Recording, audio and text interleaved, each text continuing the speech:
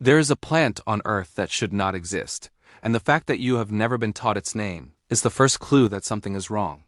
It grows where agriculture fails, where oxygen thins to the point of collapse, where soil turns to dust and salt kills everything else.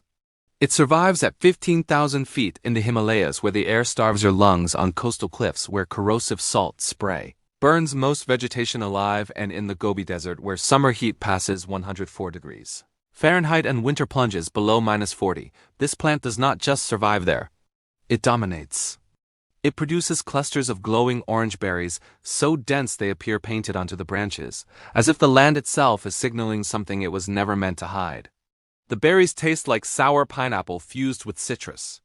Sharp, electric, alive, and inside them is a biochemical profile that modern laboratories have been trying and failing to recreate for decades. This is not a metaphor. This is not folklore. This is chemistry. Here's the part you were never told. It is the only plant on Earth that naturally contains all 4 omega fatty acids at the same time. Omega-3, omega-6, omega-9, and omega-7. That last one is the key. Omega-7 is so rare in the plant kingdom that even macadamia nuts, the richest commonly cited source, contain only modest amounts. This plant can contain up to 40%. Nothing else comes close. And while you are sold fish oil capsules scraped from collapsing oceans by industrial trawlers that strip the seafloor, this plant has been growing wild and untouched in some of the most hostile environments on the planet for over 70 million years. Its scientific name, given formal recognition in 1753, is hippophae. Translated directly from ancient Greek, it means shining horse. That name was not chosen for beauty. It was chosen for accuracy. Ancient Greek historians recorded that horses grazing on these berries developed glossy coats, faster wound healing, and greater endurance. When Carl Linnaeus classified the plant, he did not rename it. He kept the ancient term because the biological effect was already independently documented across cultures separated by thousands of miles. This is where Lost Nature Vault opens, because once you see the pattern, it becomes impossible to ignore. For over 12 centuries, this plant has been one of the most revered medicinal species in Tibetan, Chinese, and Mongolian medical systems. In the 8th century AD, Tibetan physicians began compiling the Rijud Bzi, known in English as the Four Medical Tantras, a 156-chapter medical canon that still forms the foundation of Tibetan medicine today. C. Buckthorn appears repeatedly throughout these texts, not as a supplement, not as an alternative, but as primary treatment. Digestive disorders, respiratory disease, cardiovascular conditions, skin injuries, internal inflammation. Tibetan physicians called it the holy fruit of the Himalayas, and they prescribed it while Western medicine was still bleeding patients in the belief that illness came from imbalance of spirits.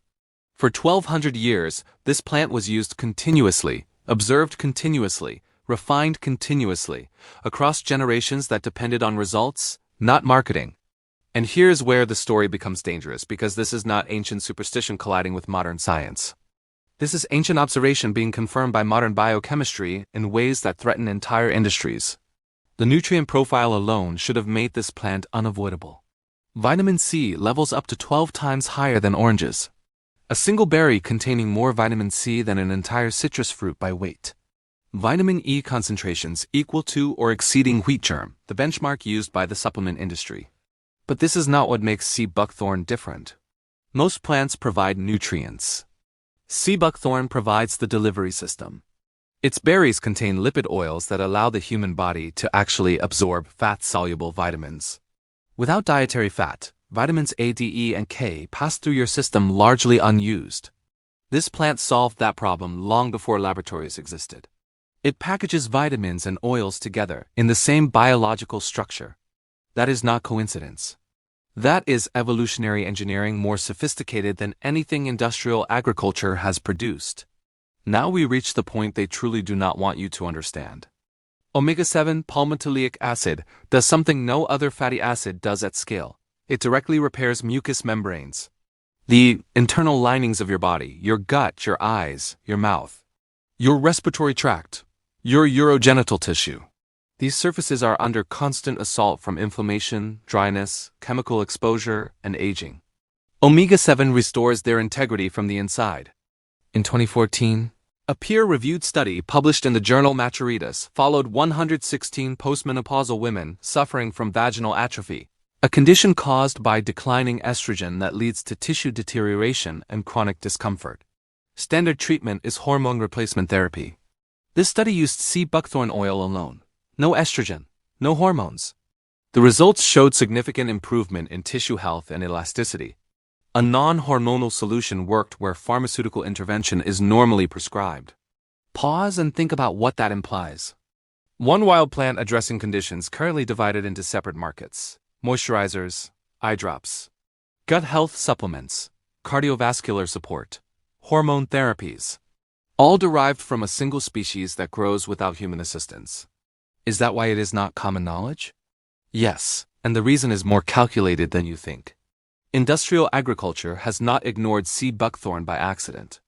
It has rejected it because the plant refuses to be industrialized. It is an agricultural fortress. The branches are protected by dense, razor-sharp thorns up to 6 inches long, capable of puncturing leather gloves. Mechanical harvesting becomes dangerous, but that is not the real problem. The real problem is the fruit itself. Sea buckthorn berries do not detach cleanly from the branch. They cling directly to the wood. Their skin is thin to the point of fragility. Try to pick them by hand and they burst instantly. Juice everywhere, no yield, no profit. Mechanical harvesters designed for apples or cherries simply crush them into pulp. The only method that works is brutal and precise. Entire branches are cut, flash frozen at -40 degrees Fahrenheit, then violently shaken so the frozen berries detach intact. This process is expensive, labor-intensive, energy-intensive. It cannot be scaled cheaply. It does not fit the commodity model: corn, soy, wheat. These crops are chosen not for nutrition but for harvest efficiency, shelf stability, and transport durability. Sea buckthorn demands care, cold storage, and immediate processing. It cannot be treated like an industrial product, so it is excluded. Not because it lacks value, but because it has too much. And then the story deepens. Sea buckthorn does not only heal human tissue, it heals land itself. Its roots form a symbiotic relationship with Frankia bacteria that pull nitrogen directly from the atmosphere and fix it into the soil. That means no fertilizer, no chemical input. The plant feeds itself while enriching the ground around it. Its root system is aggressive and expansive, stabilizing hillsides and preventing erosion in landscapes where nothing else can take hold. This is not theoretical. Governments know exactly what this plant does. In the 1990s, the Chinese government launched massive ecological restoration programs across millions of acres of degraded land, planting sea buckthorn specifically to stop desertification, not as a food crop, as a planetary repair mechanism. Research from the Chinese Academy of Sciences documents its success. The same plant that repairs mucous membranes repairs topsoil. While industrial agriculture strips land of nutrients and requires constant chemical correction, sea buckthorn reverses damage naturally. It is the opposite of the system that feeds you. So how do you find it? Look for silver-green willow-like leaves. Look for vicious thorns. Look for orange berries so tightly packed they seem fused to the branch. It grows across coastal Europe, throughout Central and East Asia, across the Canadian prairies, and in parts of the United States. It thrives in salt spray. It tolerates drought. It grows where nothing else survives. And now we arrive at the thesis they never wanted you to assemble. We do not lack solutions. We lack permission to remember them. We do not need synthetic replacements for problems nature already solved. We do not need isolated supplements stripped of context and sold back to us in capsules. Traditional medical systems were not primitive. They were empirical. They kept what worked and discarded what did not. The Tibetan monks knew. The ancient Greeks recorded it. Modern science has confirmed it. Sea buckthorn is not a trend. It is 1,200 years of documented medical use. It is ecological restoration at scale. It is the only plant on Earth containing all 4 omega fatty acids in one biological package. Better than salmon harvested from collapsing oceans. Better than avocados shipped thousands of miles. Better than any fragmented supplement sold to you today. So why have you never heard of it? Because you cannot patent ancestral knowledge. Because it does not fit the machinery of industrial agriculture. Because one plant that replaces 6 markets is bad for business. But the plant does not care. It continues to grow at 15,000 feet. It continues to thrive on windswept cliffs. It continues to offer the same chemistry that sustained civilizations long before supply chains existed. The archive has been open the entire time. The only question left is whether you will step inside. Welcome to Lost Nature Vault. The next vault opens soon.